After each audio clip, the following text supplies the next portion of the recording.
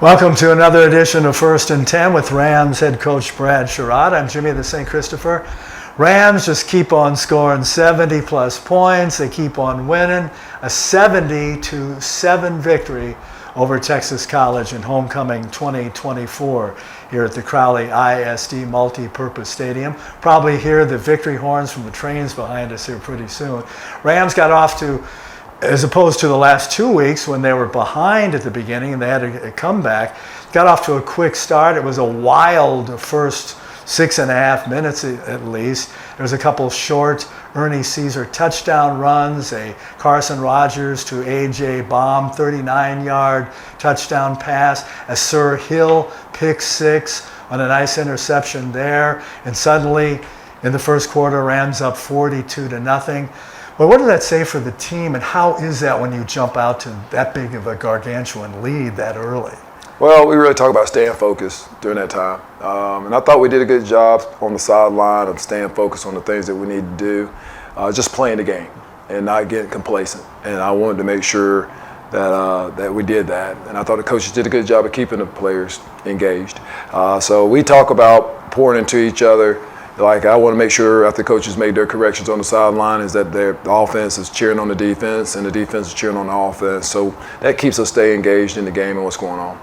Now, when you jump out to big leads like that, does that change the game plan, or how much does the game plan change at all, if any? It doesn't change. We're going to do what we do and what we practice. You know, we talk about running the football, so we're going to try to run it and then take advantage of any throws that we have and make good decisions with the ball.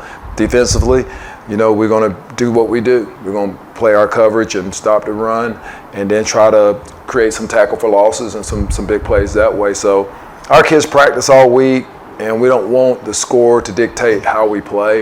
You know, they deserve to go out there and execute what we did, and that's important for us to see our guys do that, especially the guys that don't play a whole lot. You know, we've talked earlier all week about developing depth and seeing what guys can do, and I think we've done that week in and week out of just making sure we continue to develop our younger kids. But we can't change the game plan because the score, you know, we want them to do the things that we worked on so they understand situational football as well. There was one play in that first quarter, in that frantic first quarter, and the Rams ran up all those points, 42-0 at the end of the first half, was the Ernie Caesar touchdown pass. Now, he had 4 touchdown runs today to give him 27 on the season, and he's over 50 now in his career with the Rams, but it was a Philly special. Jared Jones and I came out of the booth on that, which, you know, they snapped to the quarterback, Carson Rogers. He throws out, you know, a little shovel pass to Ernie Caesars, and the left-handed quarterback, Caesar, threw a touchdown pass to a wide open Rogers, who grabbed it. And how far was it? I forget what the distance was. It was about 10, 15 yards or whatever. Rogers could have crawled in from the end zone. So is that a design play? That's really an exciting play. And they call it the Philly special because when the Philadelphia Eagles beat the Patriots a number of years ago in the Super Bowl, Nick Foles, the quarterback, was involved in a play like that during the Super Bowl, so they call it a Philly special. But is that a design play? Well, I'm sure it is. I hope that's something we didn't draw up on the sideline. But I'm sure I saw him practice this week in practice. And, you know, Ernie is a very talented football player with the ball in his hand. Now we know he can throw it as well. And Carson's a talented football player as well. So to give those guys a chance to do some things different and take advantage of over pursuing the football. And Coach Johnson did a great job of seeing that on film all week and having a chance to do that. Yeah, that was a big boost, an exciting play to watch. So the multi-talented Ernie Caesar now has become the 5th quarterback in case the 4 before him go down. Well, I don't think so, but he's more important with that ball in his hands when he's running it. So, you know, we'll keep doing that with him. That's what he does best.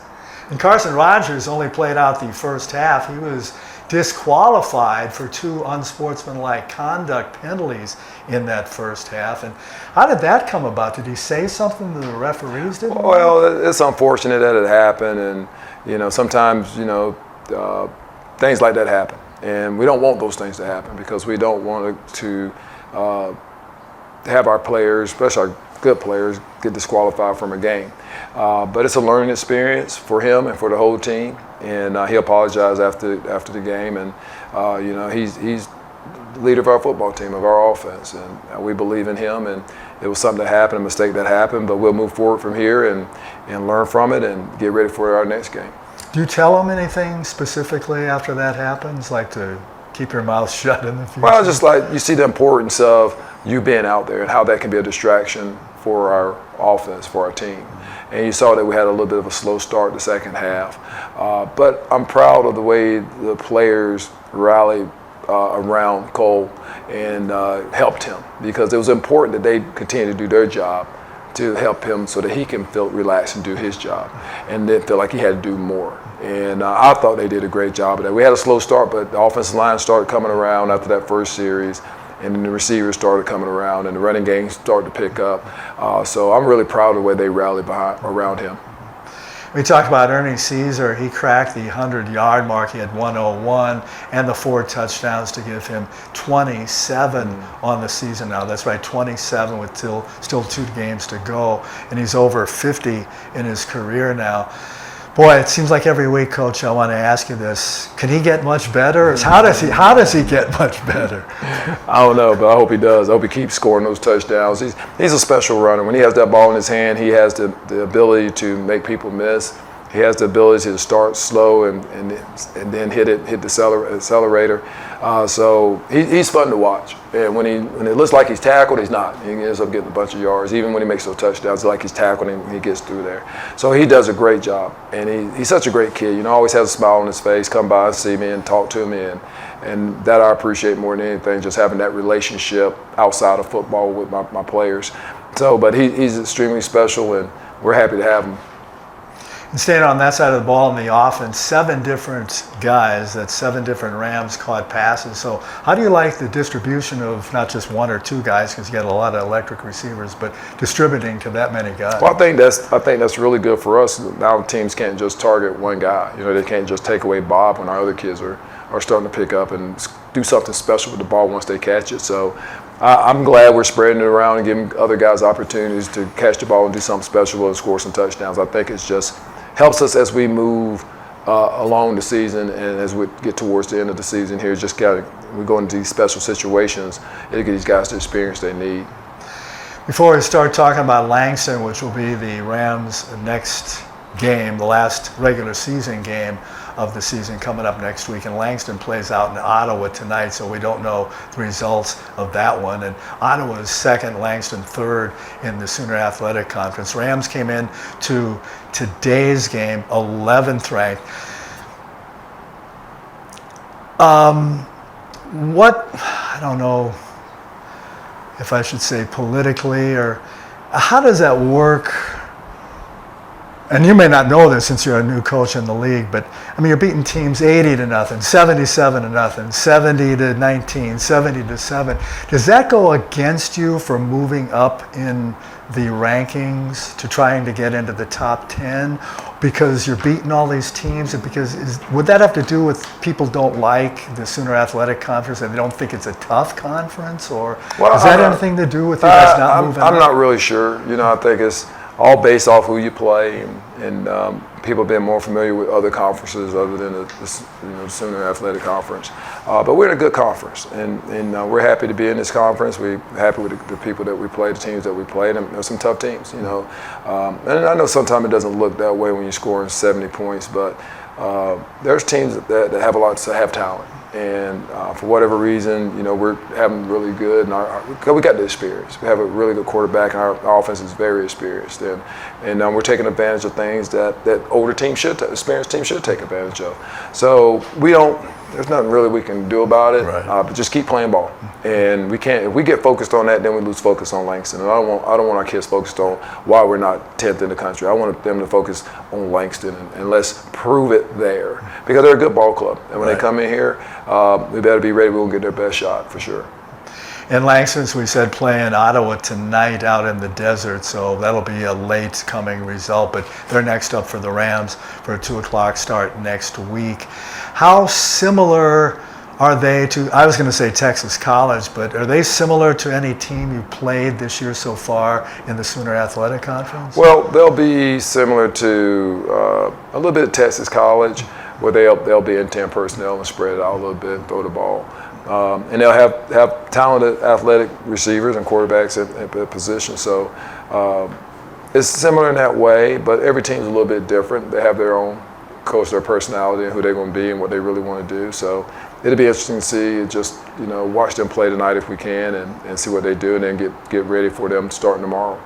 And Torrance Bardell, their sophomore quarterback, is a dual threat, not only passing but running. He's good with his feet and his legs too. How much of an extension of Langston's head coach, Quentin Morgan, is Bardell as the quarterback on the field? Well, I believe Quentin is a former defensive guy, if I'm not mistaken. So they've probably taken on some of that personality of his defensive mentality on both sides of the football, not just defense but offense too. And I'm sure just him understanding, no different than what we're doing, is controlling the clock and running the football. And I'm sure he has the same philosophy of trying to run the football. Even though they're spread, he's going to probably find a way to run the football, make sure they find a way to run the football as well, and stop the run on defense. Let's grab a break, and coming up we'll be talking about the Rams' next opponent, the Langston Lions, next on First and 10. We are Texas Wesleyan University, serving Fort Worth since 1890. And we are NBT Financial Bank, serving North Texas since 1973. We provide customized degree programs to help you succeed in today's market. And we provide personalized service and financial tools to help you grow your business and your accounts. We believe in smaller, smarter. And we believe in exceeding expectations. NBT and Texas Wesleyan, two Fort Worth traditions, teaming up to build tomorrow's leaders.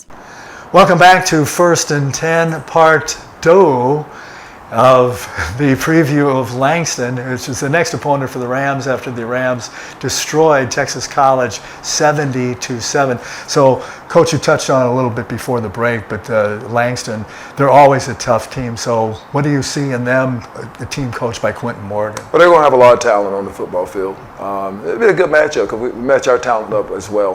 But they do have some talent at the quarterback position and the receiver position. And you see them through the cross film of studying other teams. I know they got a talented returner as well. So we look forward to playing them and having them here at Crowley ISD. And their defense has always been pretty tough too. And as you mentioned, Quentin Morgan is the head coach. He comes from a defensive background. So do you change your game plan? I don't want you to give away too much here, but does the game plan kind of change when you're going up against a team that really is they're one of the top the defensive teams in the SAC? I think it's more important that our philosophy doesn't change. Your scheme could get tweaked on both sides of the ball. I'm sure they're going to tweak some of the things that they do, but our philosophy has not changed. It's run the football, stop the run, create turnovers, win third downs, stay on the field on offense, get off the field on defense, and be great on special teams. So the philosophy of how we want to play the game will not change, but I'm sure we'll tweak some stuff on both sides of the ball, as they will as well. And going back to the 70-7 victory over Texas College and homecoming, the Rams game before they played Langston next week, what did you like and what do you think needs to be improved from the victory over Texas College? Well, we had we didn't play as clean as I would like for us to do, especially that second half. Mm-hmm. We allowed some drives to stop because we had some illegal procedures or illegal formations, and we can't have those things. We just need to play clean. And on the defensive side of the ball, we had a PI. Those things are going to happen. When they throw the ball down, that's going to happen. But we got to kind of clean that up because we're kind of out of position on some things. So I want to make sure we clean those things up as well. But I thought we got better in some areas, just dropping and reading the quarterback and able to intercept the football. Sir Hill did a great job of that. We still got to do some other stuff with some motions and some adjustments as we do that. But our kids have been getting better with that stuff every week, and I'm sure it's no better this week. We'll continue to keep working on the things that we need to get better at. Now, how nice is it to not have to get in a bus or a plane or go somewhere and have a second straight game at home? Well, it's always good to play at home. You're not traveling. Kids get to sleep in their own beds, and you can kind of control that and be where you are. So I think our guys have been very mature. Especially it's been homecoming week this past week. They've been very mature about taking care of their bodies and being home and not going out and doing the things and just, making this a priority for them. And I'm proud of that. So, but it's always good to play at home, play in front of our home crowd, and it's good to see the families out there cheering on their kids. And that's next up for Coach Sherrod and his staff and the Rams, who look to go 9-0 next Saturday at 2 o'clock start at Crowley Multipurpose ISD Stadium here in Crowley. Rams 8-0, going for 9-0. It's going to be a tough one against a tough Langston team who's third in the Sooner Athletic Conference. So, Coach, let's get those Rams horns up. Let's keep the winning going. Let's be 9-0 a week from today. For Coach Brad Sherrod and his staff, for Kenneth Flowers, for James McBride, Ricky Dotson. And we'll have the game for you at 1:30, our pregame show on the Antler Sports Network. Jared Jones and myself. For Jared Jones and the Antler Sports Network, Jimmy the St. Christopher saying adios. We'll talk to you next time on 1st and 10. Rams up. Rams up.